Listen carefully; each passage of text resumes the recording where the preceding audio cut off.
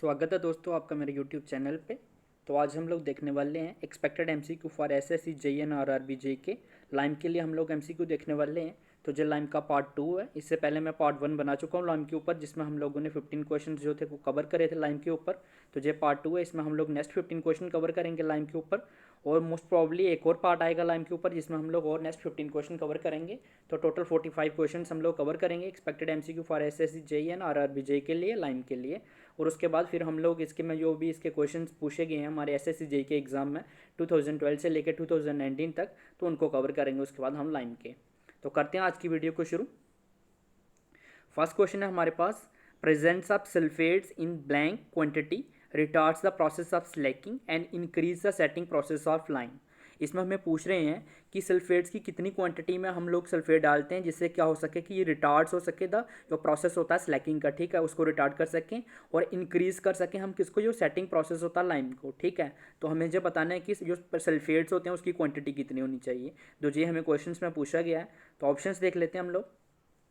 First option है हमारे पास small quantity में हम लोगों को सल्फेट डालने हैं, उसके बाद लार्ज क्वांटिटी में, मॉडरेट क्वांटिटी में या वेरी लार्ज क्वांटिटी में। तो मैं आपको बता दूं, जो सल्फेट्स हम लोग डालते हैं वो होते हैं, अगर हम लोग स्मॉल क्वांटिटी में सल्फेट्स डालेंगे तो उससे क्या होगा, रिटार्ड्स होता है, कौन सा प्रोसेस ऑफ स्लैकिंग रिटार्ड्स होता है, और हमारा जो सेटिंग टाइम होता है लाइम का वो इंक्रीज होता है इसकी वजह से।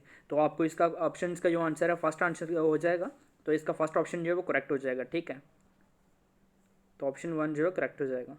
नेक्स्ट क्वेश्चन की तरफ बढ़ते हैं। इसकी एक्सप्लेनेशन की तो कोई जरूरत ही नहीं थी क्योंकि आपको डायरेक्टली पूछा गया है क्वेश्चन में, तो इसलिए एक्सप्लेनेशन मैंने नीचे लिखा नहीं है। आपको डायरेक्टली पता चल गया कि अगर स्मॉल क्वांटिटी में डालेंगे तो तभी जो हमारा रिटार्ड्स होगा किसका, स्लैकिंग का प्रोसेस, और इनिशियल जो हमारा टाइम होता है उसको जो हमारा जो इंक्रीज करेगा सेटिंग प्रोसेस को, जो लाइम का प्रोसेस होता है, ठीक है, तो उसको वो इंक्रीज करेगा। नेक्स्ट क्वेश्चन की तरफ बढ़ते हैं। नेक्स्ट क्वेश्चन है हमारे पास, which of the following type of lime does not exist. ये एक अच्छा क्वेश्चन है, तो इसका ऑप्शन देख लेते हैं हम लोग। फर्स्ट ऑप्शन है रोमन लाइम, सेकंड है सेमी हाइड्रोलिक लाइम, थर्ड है सेलेंटिक लाइम, और फोर्थ ऑप्शन है हमारे पास डोलमेटिक लाइम जो है। तो इनमें से कौन सा जो लाइम है जो एग्जिस्ट नहीं करता है, ठीक है। तो इसका इसमें जो हमारा फर्स्ट है रोमन लाइम, ये एग्जिस्ट नहीं करता है। बेसिकली रोमन लाइम नहीं होता, रोमन कंक्रीट होती है। और ये कैसे बनती है इन सब के बारे में मैं आपको बता देता हूँ। जो रोमन कंक्रीट होता है उसको लाइम और जब वोल्केनिक ऐश को हम लोग मिक्स करते हैं तो उससे हमारे पास क्या बनती है, रोमन कंक्रीट बनती है। सिलेंटिक लाइम जो होता है ये होता है अपना जो सीमेंट ऑफ ग्रे चाक होता है, जब उसको हम लोग ऐड करते हैं किसके साथ, जिप्सम ऐड करते हैं उसमें, तो हमारे पास सिलेंटिक लाइम बनता है। और सेमी हाइड्रोलिक लाइम जो होता है ये होता है जो कब बनता है, जब हमारे पास जो क्ले का कंटेंट होता है हाइड्रोलिक लाइम में जब वो लेसर क्वांटिटी में होता है तो उसको हम लोग क्या बोलते हैं, सेमी हाइड्रोलिक लाइम बोलते हैं। डोलमेटिक लाइम कौन सा होता है, जिसमें जो हमारे कार्बोनेट्स कंटेंट होते हैं वो हायर हों, तो उसमें उसको हम डोलमेटिक लाइम बोलते हैं। तो अगर आपको परसेंटेज पूछी जाती है कि जो कार्बोनेट्स हैं कितने होने चाहिए, तो उसकी आप परसेंटेज भी दे सकते हो, 35 to 46% जब होते हैं तब। तो इसका आंसर मैंने बता दिया आपको, रोमन लाइम जो है नहीं होता, रोमन कंक्रीट होता है। तो रेफरेंस के लिए मैंने आपका जैसे इसका आप चीज़ बनती थी लिखने के लिए, तो इसकी मैंने पूरी एक्सप्लेनेशन दे रखी है। जिस जिस चीज़ के लिए मुझे लगेगा कि एक्सप्लेनेशन देना आपको ज़रूरी है, आपको मतलब कि याद नहीं रहेगा, तो उसकी हम लोग बताते चलेंगे आपको, ठीक है। तो जो बिल्कुल सिंपल क्वेश्चन होता है उसकी एक्सप्लेनेशन की तो कोई ज़रूरत ही नहीं है क्योंकि वो सीधा सिंपल ही आपको पता होता है। नेक्स्ट क्वेश्चन की तरफ बढ़ते हैं। Lime is conventionally classified into how many types, ठीक है। तो कन्वेंशनली जो लाइम होता है उसको कितनी मतलब कि क्लासिफाइड किया जाता है, कितने टाइप्स में क्लासिफाइड किया जाता है, ये पूछ रहे हैं। ऑप्शंस देख लेते हैं, 4, 2, 5 या 3।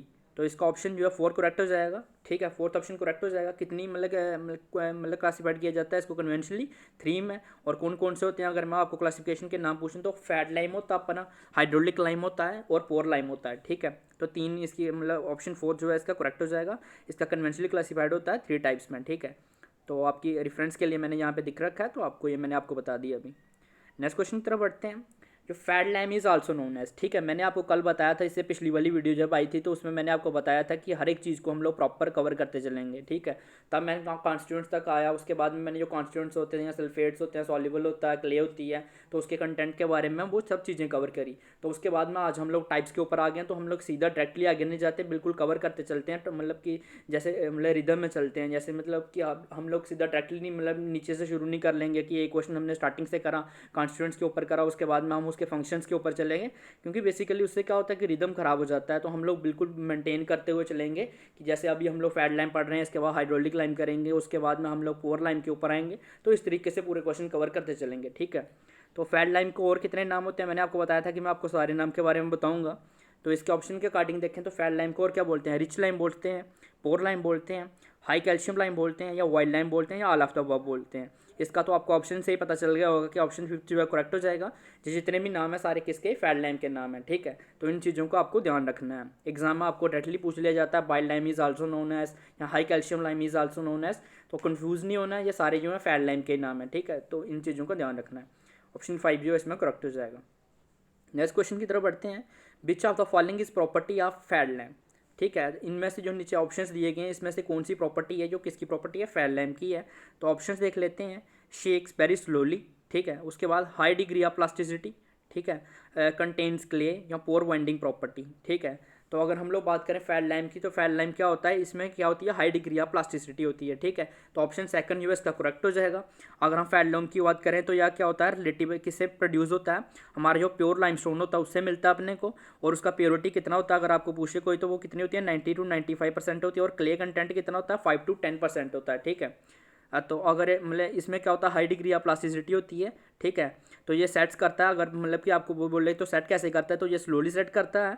और इसमें क्या होता है, ये किसके लिए यूज़ किया जाता है, जनरली जहाँ पे हमें स्ट्रेंथ जो है, स्ट्रेंथ की ज़रूरत नहीं होती, नहीं रिक्वायर्ड नहीं होती है, तो वहाँ पे हम लोग इसको ज़्यादातर यूज़ करते हैं, ठीक है, फैट लैम्प को। तो इस चीज़ का भी आपको ध्यान रखना है। It is use generally where the strength is not required, ठीक है। तो इस चीज़ का आप ध्यान रखेंगे। तो रेफरेंस के लिए मैंने आपको बता रखा है नीचे, तो आप इसको देख सकते हो। नेक्स्ट क्वेश्चन की तरफ बढ़ते हैं।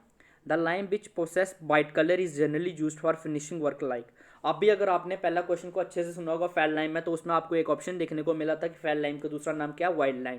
तो अभी आपको एक चीज़ तो क्लियर हो जाएगी, क्लियर हो गई होगी कि कौन से लाइम की बात चल रही है, फैट लाइम की बात चल रही है, ठीक है। वाइट कलर लिखा है, तो जो फैट लाइम होता है उसका कलर कौन सा होता है, वाइट होता है, जो आपको ध्यान रखना है। तो इसको कौन से फिनिशिंग वर्क के लिए यूज़ किया जाता है, ठीक है, लाइक कौन से होते हैं वो, प्लास्टरिंग के लिए किया जाता है, वाइट वॉशिंग के लिए किया जाता है, या दोनों के लिए यूज़ किया जाता है, प्लास्टरिंग या वाइट वॉशिंग, या ब्रिक वर्क के लिए किया जाता है, ठीक है। तो ऑप्शन थर्ड जो है इसका करेक्ट हो जाएगा, ठीक है। जो हमारा फैट लैम्प होता है इसको हम लोग यूज़ करते हैं प्लास्टरिंग या वाइट वॉशिंग के लिए, ठीक है। तो इस चीज़ का आपको ध्यान रखना है। एक चीज़ और है, हमारा जो फैट लाइम होता है ये स्लैक्स करता है, विग्रेसली स्ट्रैक करता है, और इसका वॉल्यूम जो होता है इंक्रीज होता है नियरली कितना, 2 से 2.5 times than that the original volume से मतलब इंक्रीज होता है, ठीक है। तो ये चीज़ भी आपको पूछी जा सकती है कि स्लैक्स होता है और इसका वॉल्यूम जो है कितना इंक्रीज होता है, तो आपको याद रखना है नियरली कितना, 2 से 2.5 टाइम्स होता है किसके, इसके ओरिजिनल वॉल्यूम से। तो ये चीज़ भी आपको पूछी जा सकती है, तो इसका भी आपको ध्यान रखना है। तो इसको मैंने रेफरेंस के लिए नीचे लिख रखा है, तो इस चीज़ का भी आप लोग ध्यान रखोगे जब आप लोग इसको कवर करोगे। नेक्स्ट क्वेश्चन की तरफ बढ़ते हैं। The time taken by flat lime to slack is, कितना टाइम लेता है जो मतलब हमारा फैट लैम्प होता है स्लैक होने के लिए। तो ऑप्शन देख लेते हैं। 3 to 4 आवर्स लेता है, 7 to 10 आवर्स लेता है, या 12 to 48 आवर्स लेता है, या 55 to 65 आवर्स लेता है, ठीक है। तो जो हमारा फैट लैम्प होता है इसको स्लैक्स होने में कितना टाइम लगता है, 3 to 4 आवर्स लगते हैं। तो ऑप्शन 1 जो करेक्ट हो जाएगा। और अगर हम लोग पानी की बात करें तो इसमें मोर क्वांटिटी ऑफ वाटर चाहिए होता है स्लैक करने के लिए, अगर उसको कंपेयर किया जाए किसके साथ, हाइड्रोलिक लाइम के साथ कंपेयर करें तो। हाइड्रोलिक लाइम में क्या होता है, कम क्वांटिटी ऑफ वाटर चाहिए होता है, ठीक है, इसको स्लैक करने के लिए। और इसको स्लैक करने के लिए मतलब कितना है, more it required more quantity of water to slack, ठीक है। तो इसका आपको ध्यान रखना है, ठीक है। तो रेफरेंस के लिए मैंने आपको बता रखा है नीचे कि it require more quantity of water to slack as compare to hydraulic lamp. तो इस चीज़ का भी आप लोग खास ध्यान रखोगे। नेक्स्ट क्वेश्चन की तरफ बढ़ते हैं। Hydraulic lamp is also called, ठीक है। अब हमारा जो है फैट लैम्प यहाँ पे हमारा खत्म हो गया। अब हम लोग किसके ऊपर आ जाते हैं, हाइड्रोलिक लैम्प के ऊपर आ जाते हैं। सबसे पहला क्वेश्चन वही होगा, हाइड्रोलिक लैम्प के दूसरे नाम कौन कौन से हैं, ठीक है। तो ऑप्शन देख लेते हैं। वाटर लाइम बोलते हैं इसको, लीन लाइम बोलते हैं, पोर लाइम बोलते हैं, या रिच लाइम बोलते हैं, ठीक है। तो ये हाइड्रोलिक लाइम होता है इसका दूसरा नाम क्या है, वाटर लाइम होता है। तो ऑप्शन 1 जो है वो करेक्ट हो जाएगा। इस चीज़ का आप खास ध्यान रखोगे, क्योंकि जो नाम्स वगैरह है ना, आजकल मैंने बहुत से एग्जाम्स वगैरह में देखा है, स्टेट्स वगैरह के जो एग्जाम वगैरह रहते हैं उसमें डायरेक्टली पूछ लिया जाता है कि इसका दूसरा नाम क्या है, ठीक है। तो आपको इन चीज़ों का ध्यान रखना है। नेक्स्ट क्वेश्चन की तरफ बढ़ते हैं। Hydraulic lamp is produced from relatively, ठीक है। हाइड्रोलिक लैम्प किससे प्रोड्यूस होता है, ठीक है। तो ऑप्शन देख लेते हैं। प्योर लाइमस्टोन से होता है या इम्प्योर लाइमस्टोन से होता है, ठीक है, आपको ये बताना है। तो हमारा जो हाइड्रोलिक लाइम होता है ये किससे होता है, इम्प्योर लाइमस्टोन से होता है, ठीक है। या none of the above third है, तो इसका कौन सा होता है, इम्प्योर लाइमस्टोन से होता है। तो ऑप्शन सेकंड जो है इसका करेक्ट हो जाएगा, ठीक है। और अगर इसकी मैं बात करूँ तो इसका प्योरिटी कितनी होती है, 70 to 90% इसकी प्योरिटी होती है। और क्ले कंटेंट की बात करूँ तो कितना होता है, 10 to 30% होता है। और क्ले कंटेंट ही होता है जिसकी वजह से हाइड्रोलिसिटी प्रॉपर्टी इसमें आती है, ठीक है। तो इसको आपको ध्यान रखना है। रेफरेंस के लिए मैंने आपको बता रखा है, तो इस चीज़ का आप ध्यान रखेंगे। नेक्स्ट क्वेश्चन की तरफ बढ़ते हैं। Which are the following are the property of hydraulic lamp, ठीक है। इनमें से कौन सी जो प्रॉपर्टी जो है हाइड्रोलिक लैम्प की है। तो ऑप्शंस देख लेते हैं। It is capable of setting under water, ठीक है। It is generally used for those works in which strength is required.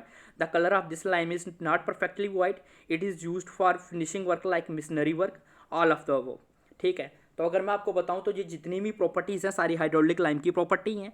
ये मतलब कि अंडर वाटर इसकी हम लोग कैपेबल होता है सेटिंग होने में, ठीक है। अगर इसकी आप पानी के अंदर कंस्ट्रक्शन करते हो, कुछ करते हो, तो अंदर ये सेट हो जाता है और जिसको यूज़ किया जाता है वहीं पे यूज़ करते हैं। यहाँ पे हमें स्ट्रेंथ चाहिए होती है, ठीक है। अगर आप पानी के अंदर कोई काम कर रहे हो तो ऑब्वियस सी बात है आपको स्ट्रेंथ तो चाहिए होगी ना, तो वहाँ पर यूज़ करेंगे। बाकी हमें स्ट्रेंथ कहाँ पर चाहिए होती है, इसको फिनिशिंग वर्क के लिए हम लोग यूज़ नहीं करते, ठीक है।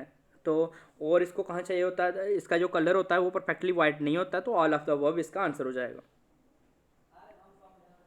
ऑप्शन 5 जो है करेक्ट हो जाएगा। नेक्स्ट क्वेश्चन की तरफ बढ़ते हैं। Which thing explain about hydraulic lime, ठीक है। कौन सी थिंग्स जो है वो एक्सप्लेन कर रही है अबाउट हाइड्रोलिक लाइम के, ठीक है। तो ऑप्शन देख लेते हैं। Contain Chilka, does not set under water, perfectly white in colour, या कॉन्टेन्स क्ले, ठीक है। तो इसके बारे में आप कौन सा, मतलब अभी मैंने आपको बताया तो इसमें जो क्ले होती है तो कॉन्टेंट्स क्ले करता है, ठीक है। तो अगर अब मैं अभी आपको पूछूं तो अभी मैंने आपको बताया था कि क्ले का कितना कंटेंट होता है, तो आप मुझे कमेंट में बताइएगा कि क्ले का कितना कंटेंट होता है। अभी मैंने जस्ट आपको बताया था, ठीक है। तो क्ले कंटेंट होने से क्या होता है इसमें मैंने अभी आपको बताया, इसका ऑप्शन जो है 4 करेक्ट हो जाएगा। अगर के कंटेंट होगा तो उससे क्या होता है हाइड्रोलिक लाइम होता है, तो gives capacity to set under water, ठीक है, एंड हार्डन्स, ठीक है। तो इन सब चीज़ों का आपको ध्यान रखना है। तो रेफरेंस के लिए मैंने आपको बता रखा है कि क्ले कंटेंट होगा। अभी मैंने आपको बताया हाइड्रोलिक लाइम क्या करता है, capacity to set and hardens even under the water, ठीक है। तो इस चीज़ का आप ध्यान रखोगे। नेक्स्ट क्वेश्चन है हमारे पास, the hydraulic lime slakes at a dash rate than pure lime and sets comparatively quickly, ठीक है। हाइड्रोलिक लाइम जो होता है स्लैक्स होता है, किस रेट से होता है, स्लोअर रेट से होता है या फास्टर वगैरह, ये सब आपको पूछ रहे हैं। देन प्योर लाइम से, प्योर लाइम के अकॉर्डिंग मतलब कि कंपेयर किया जाए अगर प्योर लाइम के साथ, और सेट्स कंपैरेटिवली क्विकली, और उससे जल्दी सेट्स हो जाता है अगर एज कंपेयर टू किया जाए प्योर लाइम के, ठीक है। तो ऑप्शन देख लेते हैं। स्लोअर रेट में, फास्टर रेट में, मॉडरेट रेट में, या सेम रेट में। तो इसका कौन सा होता है, स्लोअर रेट होता है, ठीक है। हाइड्रोलिक लाइम जो स्लैक्स करता है एट अ स्लोअर रेट करता है than pure lime and sets comparatively quickly, इसलिए ये इसको स्ट्रेंथ के लिए हम लोग यहाँ मतलब यूज़ करते हैं, ठीक है ना। अभी मैंने आपको बताया कि इट इज़ मतलब कि यहाँ पे यूज़ करते हैं, यहाँ पे हमें क्या होता है स्ट्रेंथ चाहिए होती है, तो इसको वहाँ पे यूज़ किया जाता है। इसी कारण से यूज़ किया जाता है क्योंकि जो होता है स्लैक्स होता है लोअर रेट के साथ होता है, और सेट जो होता है कंपैरेटिवली क्विकली सेट होता है as compare to pure lime, ठीक है। तो इस चीज़ का आपको ध्यान रखना है। इसका ऑप्शन 1 जो है वो करेक्ट हो जाएगा। नेक्स्ट क्वेश्चन की तरफ बढ़ते हैं। Time taken by hydraulic lime is to slack, ठीक है। हाइड्रोलिक लाइम कितना टाइम लेता है स्लैक होने के लिए, तो ये पूछा जा रहा है आपको। ऑप्शन देख लेते हैं। 3 to 4 हॉर्स, 7 to 10 हॉर्स लेता है, 12 to 48 हॉर्स लेता है, या 55 to 65 हॉर्स लेता है। तो अभी हमने देखा था ये मतलब कि स्लोअर होता है, स्लोअर रेट से हाई मतलब जो होता है स्लैक्स होता है। तो इसका कौन सा ऑप्शन करेक्ट हो जाएगा, थर्ड ऑप्शन करेक्ट हो जाएगा। कितना टाइम लेता है ये 12 to 40 मतलब 48 हॉर्स लेता है, ठीक है। और अगर मैंने वाटर की क्वांटिटी की बात करूँ तो पहले ही मैंने आपको बताया था, जब इससे पहले हम लोग फैट लाइम के बारे में डिस्कस कर रहे थे, इसमें लेस क्वांटिटी ऑफ वाटर चाहिए होता है स्लैक होने के लिए as compare to fat lime की अगर बात की जाए तो, ठीक है। तो उस चीज़ का भी आपको ध्यान रखना है। तो ये चीज़ रेफरेंस के लिए मैंने बता रखी है, तो आपको ऑलरेडी मैंने बता दिया। नेक्स्ट क्वेश्चन है, हाइड्रोलिक लैम्प इज सब डिवाइडेड इनटू, ठीक है। हाइड्रोलिक लैम्प सब डिवाइडेड होता है, ठीक है। कितनी कैटेगरी में होता है ये मैं आपको बताऊंगा, और कौन कौन सी हैं तो नीचे दे रखा है, तो इसकी अकॉर्डिंग अगर देखें तो, ठीक है। फीबली हाइड्रोलिक्स, मॉडरेटली हाइड्रोलिक्स, या इमिनेंटली हाइड्रोलिक्स, या ऑल ऑफ द अबव, ठीक है। तो इसकी कौन सी होता है, ऑल ऑफ द अबव होता है। जो हाइड्रोलिक लैम्प होता है फिर से सब डिवाइडेड होता है, कितनी कैटेगरीज में, 3 कैटेगरीज में होता है, ठीक है। तो ये जो तीनों ऑप्शन दे रखे हैं ये क्या है, इसी की कैटेगरीज हैं 3 हाइड्रोलिक लाइम की जो सब डिवाइडेड होती हैं, ठीक है। तो ऑप्शन 4 करेक्ट हो जाएगा। और रेफरेंस के लिए मैंने अभी आपको बता दिया कि इसको 3 टाइप्स में इसको फिर से सब डिवाइडेड किया जाता है, ठीक है। सब डिवाइड होता है जी, फीबली हाइड्रोलिक्स, मॉडरेटली हाइड्रोलिक्स, और इमिनेंटली हाइड्रोलिक्स, इसकी मतलब कि सब डिवाइडेड कैटेगरीज हैं, ठीक है। तो इसका भी आपको ध्यान रखना है। Clay content in feebly hydraulic lime, ठीक है। तो क्ले कंटेंट के ऊपर ही इसको किया जाता है। अब हम लोग इसके एक एक करके इन तीनों को देखेंगे कि इसमें क्ले कंटेंट कितना रहता है। तो जो हमारे पे सबसे पहला होता है फीबली हाइड्रोलिक्स होता है, तो इसकी बात करें तो इसमें जो क्ले कंटेंट होगा वो कितना होगा, ठीक है। तो ऑप्शन देख लेते हैं। 2 to 4% होगा, 5 to 10% होगा, 11 to 20% होगा, या 21 to 30% होगा, ठीक है। तो ऑप्शन इसके अकॉर्डिंग कौन सा ऑप्शन करेक्ट हो जाएगा, 5 to 10% इसमें होता है, ठीक है। ऑप्शन सेकंड जो है इसका करेक्ट हो जाएगा, ठीक है। तो आज की वीडियो में हमने नेक्स्ट 15 क्वेश्चंस देखे, या जो हमारी नेक्स्ट वीडियोस रहेगी उसमें हम लोग लास्ट 15 क्वेश्चन देखेंगे मोस्ट प्रॉब्ली। उसके बाद लाइम की जो एक्सपेक्टेड एमसीक्यू की सीरीज़ है एसएससी जेईई और आरआरबी जेईई के लिए ख़त्म हो जाएगी। तो जो नेक्स्ट वीडियो होगी उसमें हम लोग आगे डिस्कस करेंगे कि मोडोटिक हाइड्रोलिक लाइम के लिए क्ले कंटेंट कितना रहता है, इमिनेंटली हाइड्रोलिक लाइम वगैरह के लिए क्ले कंटेंट जो कितना रहता है। उसके बाद हम पोर लाइम को डिस्कस करेंगे, फिर इसके फंक्शंस वगैरह को डिस्कस करेंगे और फिर कुछ जनरल क्वेश्चन इसके ऊपर डिस्कस करेंगे, ठीक है। तो उन सब नेक्स्ट 15 क्वेश्चन में ये सब हम लोग आगे डिस्कस करेंगे जो हमारी अपकमिंग वीडियो है, ठीक है। अगर आपको मेरी आज की वीडियो पसंद आई हो तो वीडियो को लाइक कर दीजिए, और अगर आप मेरे यूट्यूब चैनल पर न्यू हो तो चैनल को सब्सक्राइब कर लीजिए, और पास में जो बेल आइकन का बटन है उसको भी प्रेस कर दीजिए, ताकि जब मैं न्यू वीडियो बनाऊं तो आपको नोटिफिकेशन मिलती रहे। और इस वीडियो को ज़्यादा से ज़्यादा शेयर कीजिए अपने फ्रेंड्स वगैरह के साथ, जो मतलब कोई किसी भी एग्जाम की तैयारी वगैरह कर रहे हैं, सिविल इंजीनियरिंग के रिलेटेड अगर कोई भी एग्जाम की तैयारी कर रहे हैं या सिविल इंजीनियरिंग स्टूडेंट्स वगैरह हैं, तो उसको उनको आप ये लिंक शेयर कर सकते हो ताकि वो भी इस वीडियो का फ़ायदा ले सकें। और साथ साथ में हमारा जो मतलब कि एक्स्ट्रा सेशंस वगैरह होते हैं एस्टिमेशन के ऊपर, तो हम वीडियो बना ही रहे हैं, और उसको छोड़कर भी हम लोगों को मतलब कि एक नई सीरीज स्टार्ट करी हुई है कि मतलब जो चीज़ें इंजीनियर को जाननी चाहिए, क्योंकि उसको पता होना चाहिए कि ऐसी चीज़ें होती हैं जो डायरेक्टली हम लोग फील्ड में यूज़ करते हैं। तो उसके रिलेटेड भी मैं एक नई सीरीज़ लाई हुई है मैंने, जिसमें मैंने आई थिंक अभी 3 to 4 वीडियोज़ बनाई हुई हैं।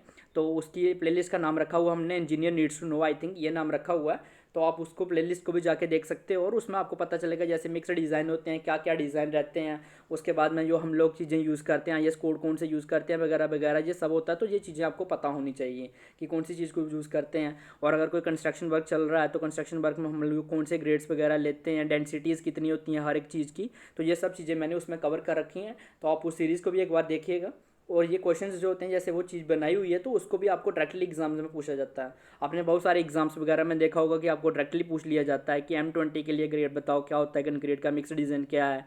तो अभी अब जब हम लोग SSC JEE की अभी जो सीरीज़ हमारी ऑनगोइंग है सीमेंट की, तो उसमें भी आपको मैंने अभी क्वेश्चन दिखाया था कि M20 का आपको डायरेक्टली पूछ लिया गया था कि बताओ उसका जो डिज़ाइन मिक्स है तो M20 के लिए मतलब उसका प्रोपोर्शन क्या रहता है। तो ये सब चीज़ें भी आपको डायरेक्टली एग्जाम में पूछी जाती हैं। तो आप उस सीरीज़ को भी एक बार देखिएगा ताकि आपको जो भी बेसिक चीज़ें हैं वो भी आपकी क्लियर होती चलें साथ साथ में, ठीक है। तो उसके बाद हम लोग उसमें और भी मतलब जो टॉपिक कवर करे हुए हैं, जैसे कवर करे हुए हैं रेनफोर्समेंट का जो नॉमिनल होता है उसको कितना क्लियर कवर प्रोवाइड करते हैं, वो सब मैंने कवर करा हुआ है हर एक चीज़ के लिए। जैसे बीम के लिए, कॉलम के लिए हो गया, स्टेयर के लिए हो गया, स्लैब के लिए हो गया, ग्रेड स्लैब वगैरह हो गया। तो इन सब चीज़ों के ऊपर मतलब जितने भी मेरे को लगता है इंपॉर्टेंट चीज़ें हैं तो वो सब भी कवर करी हुई हैं। तो उस वीडियो को भी आप एक बार जरूर देखिएगा। तो मेरी ये वीडियो देखने के लिए धन्यवाद, थैंक यू।